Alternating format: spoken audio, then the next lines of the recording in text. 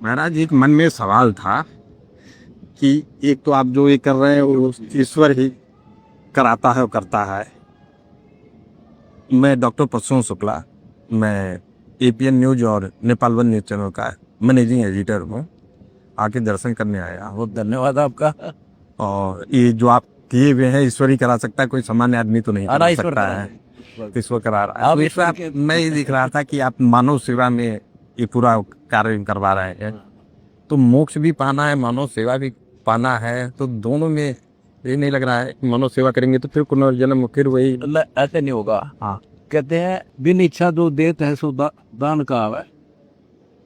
जैसे हम परमार्थ के लिए भक्ति करते हैं तो हमने भक्ति करनी है, मोक्ष प्राप्त करना है।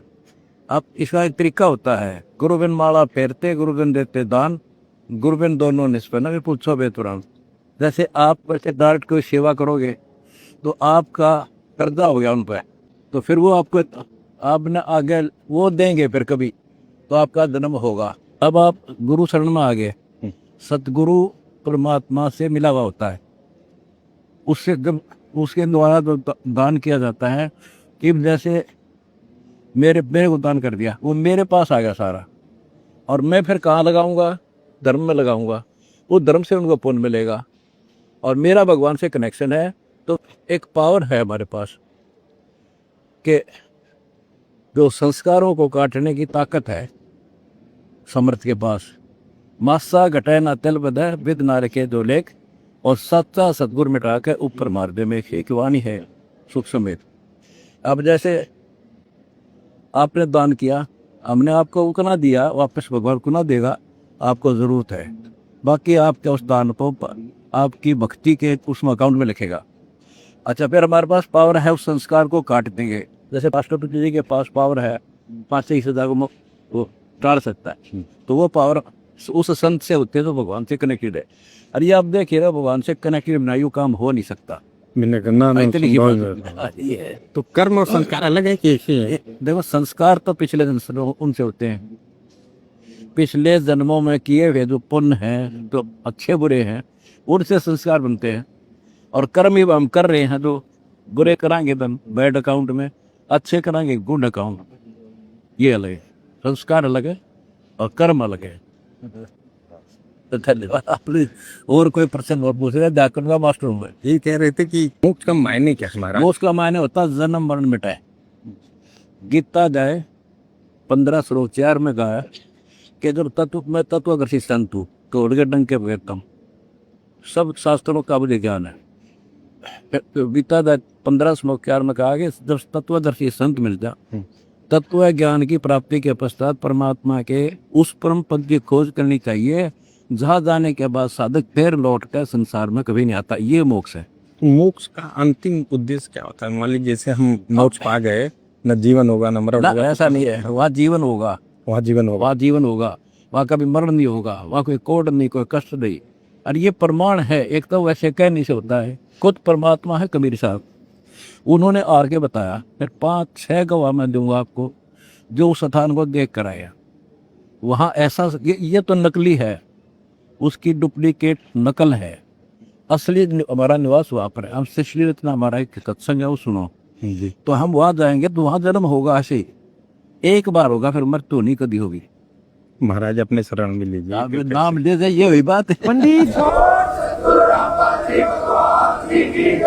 आप तो पत्रकार हो जी जी, मीन में नारी छाट सकते हो, नहीं छाट ही सकते हैं। छाट का तब बिताए हो मेरे पास है। आपको तो छाट के आए हैं। ठीक है। मर किसी ने कहा कि भाई 50-60 साल की उम्र थी, वो गुरु खोज रहे थे, जाते जाते कहे कि भाई मैं योग्य गुरु तलाश रहा था, तो अभी तक मिला नहीं। 60 साल के बाद एक मिले गुरु, तो कहे गुरु तो तुमने छाट लिया, लेकिन अब हमें चेला भी वैसा ही चाहिए। तो अज्ञानी समझ के हमें भी स्वीकार करिए। कर लिया, अज्ञानी को ज्ञानी बना देंगे। मेरा तो यही होता है। आपका दर्शन होगा, आप बता दीजिए दोबारा कब दर्शन होगा? आपकी इच्छा कभी आ जाना, नाम ले, अधिक से भक्ति करो, देख कमाल देखना ही भक्ति का। महाराज हमारा पत्रकार तक तो ये बहुत कुछ है। नाम ले लिया दया से। वाह वाह, माथे पे हाथ रख दिए। दोनों ले बेटा। अमृत पुण्य में आया था, मैंने कहा कि अगर अमृत का पान नहीं कर पाया तो जीवन भर वो रहेगा। आज से पुरुष जीवन शुरू है अपना। जी जी हाँ, आज से असली बात ये है, जी जिधर सतगुरु मिल गए तो दिन लेख जान, बाकी इसमें व्यर्थ गया बिना गुरु के ज्ञान। आदि सनातन पे जो मोक्ष वाली चीजें थी दिमाग में लगी हुई थी, इतना अच्छा प्रदर्शन गिरिए तो एकदम खुल के सामने आ गया। तो आदि सनातन और सनातन क्या। दूसरी बात ये है ना, आप तो एक इंटेलिजेंट पर्सन हो, जल्दी कैच करके, जी जी जी तो बहुत कठिन मार्ग है वैसे, पर आज एजुकेटेड पर्सन हो गए हमारे बच्चे। कई संत महात्माओं से मिले, सबने कहा ये एक एक गुरु आपकी किस्मत में लिखा है, और आज मुझे मिल गया। मिल ही गया। बंदी छोड़ सतगुरु रामपाल जी भगवान जी की जय हो। अद्भुत रहा आपकी कृपा, नहीं तो ये सब भी चीजें बिना कृपा के नहीं मिलती है। नहीं मिलती। पिछले संस्कार थे, पिछले संस्कार थे, अब वर्तमान के कर्म शुरू होंगे। ये प्रश्न किया था, संस्कार और कर्म में क्या अंतर है? अब कर्म शुरू होंगे। अब कर्म है, बुरे त्याग देने हैं, अच्छे अच्छे करेंगे। बैठ, जो कर्म थे उनको काटरा मार देंगे, अब वो खत्म हो जाएंगे। इतनी पावर है।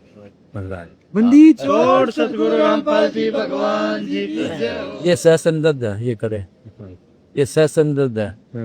एक नंबर के इंसान को बहुत वक्त से संभल गए, और आज तक अड़ी गए। भक्ति करो, मर्यादा में रहना। मर्यादा में महाराज पहले भी थी, लेकिन आज ऐसा भगवान मिलना बहुत कृपा, ईश्वरी कृपा। मर्यादा तो 2006 से ही शुरू है, अच्छा, लेकिन उस मर्यादा का फल आज मिल रहा है। बहुत पवित्र दिन है आज। वाह बेटा वाह, नहा लोगे, ठीक है। गुरु जी हमारे संत की वहाँ तरफ आप नाम लोगे तो धर्मवा तेरे सर पे, आप भी देख शांति दे। बात हो रही थी तो हमने कहा कि जब कबीर साहब महाराज ने उस सिकंदर लोधी को आशीर्वाद दे दिया, तो महाराज का भी आशीर्वाद भले से अभी ना समझ है, लेकिन मिलेगा जरूर। मिलेगा क्यों नहीं। हाँ, ये भी आप आगे एक पीछे का रहेगा, ऐसा थोड़ा है। आज के दिन तो कोई नहीं, आप लूट के ये बौड़ा थोड़ा है, देख लेना, ये समझेगा।